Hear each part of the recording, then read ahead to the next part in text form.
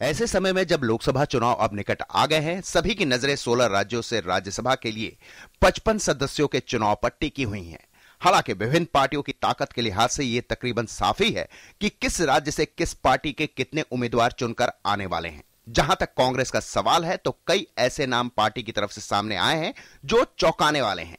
कांग्रेस ने जहां आंध्र प्रदेश से अपने तीनों सांसदों को दोबारा राज्यसभा की दावेदारी दी है, वहीं कई अन्य राज्यों से नए चेहरों को भी सामने लाया गया है। मध्य प्रदेश से पूर्व मुख्यमंत्री और पार्टी महासचिव को राज्यसभा भेजा जा रहा है।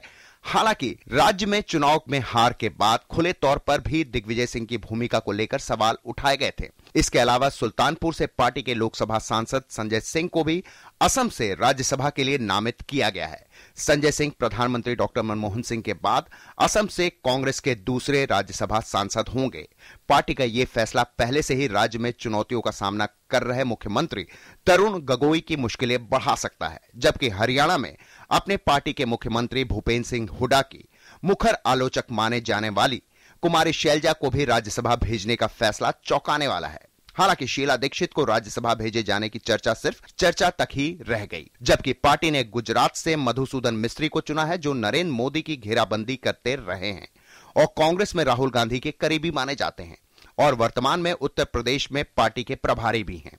इधर मुख्य विपक्षी दल बीजेपी ने अपने 12 राज्यसभा उम्मीदवारों के चयन में संतुलन साधने की कोशिश की है। बीजेपी ने दिल्ली बीजेपी के अध्यक्ष विजय गोयल को राजस्थान से राज्यसभा भेजने का फैसला किया, जबकि दलित वर्ग से सत्यनारायण जटिया समेत 2 उम्मीदवारों को उतारा है। साथ ही एनडीए के नए संभावित सहयोगियों को संदेश देने के लिए आरपीआई नेता रामदास अठावले को राज्यसभा के लिए समर्थन देने का फैसला भी किया है।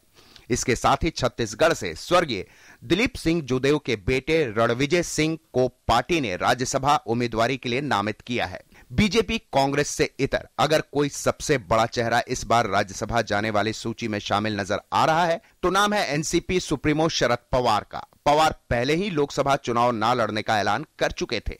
हालांकि राज्यसभा में 55 सीटों के लिए होने वाले चुनाव से किसी अप्रत्याशित नतीजों की उम्मीद नहीं है, लेकिन इन चुनाव के लिए नामांकन से आगामी लोकसभा चुनाव की राजनीतिक लड़ाई का आगाज तो कर ही दिया गया। रवि धीमान के साथ शैलेंद्र मिश्र, डीडी न्यूज, दिल्ली।